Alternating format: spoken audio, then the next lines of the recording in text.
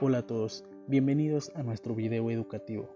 Mi nombre es Danilo Tomás y tengo el placer de explorar un tema fascinante, la historia de la educación entre el mundo homérico y el mundo griego y romano. En este video contaré con la valiosa participación de mis compañeros Patricia Castillo y Basilio Bonilla, quienes han aportado información esencial. Para empezar, es importante destacar que el mundo homérico está profundamente relacionado con la educación griega y romana.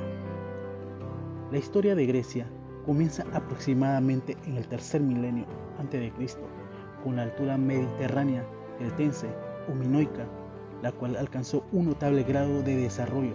Sin embargo, a partir del siglo XVI a.C., se producen invasiones de pueblos arios o aqueos que asimilan la civilización minoica. En este contexto, el ideal educativo de la época estaba íntimamente ligada a las aspiraciones de la sociedad.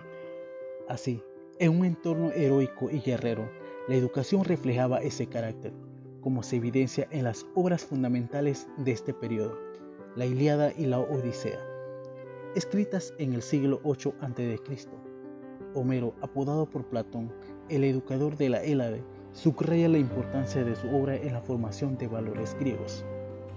Otro rasgo esencial de esta educación es, sin duda, el espíritu de competición, la aspiración a sobresalir, a destacarse en un entorno que fomentaba el éxito. Se manifestaba en una especie de competencia, no solo militar, sino también cultural.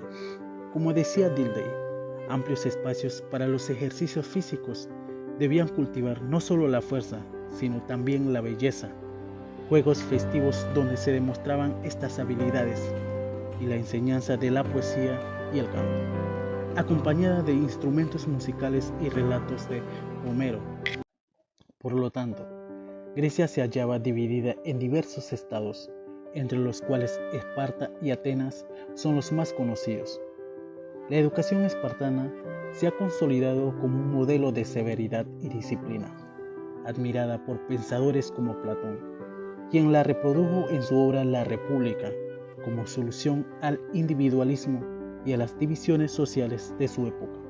Además, la educación espartana también incluye un fuerte componente deportivo y musical. En contraste, Atenas pasó por etapas similares a Esparta.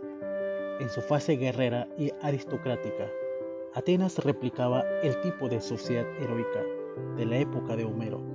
Sin embargo, hacia el siglo VII sufrió un cambio radical que transformó el sentido de la ciudadanía, elevando la cultura y la educación a un lugar preeminente y relegando el aspecto guerrero a un segundo plano. La última fase de la educación helénica comienza con la formación del imperio de Alejandro en el siglo IV a.C.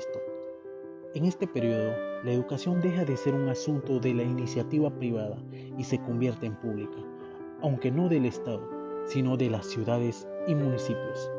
Aquí, la pedagogía como reflexión de la actividad educativa se establece firmemente en Grecia, donde se comenzó a meditar sobre la educación. Los principales representantes de esta pedagogía incluyen a los sofistas, Sócrates, Platón, Isócrates y Aristóteles.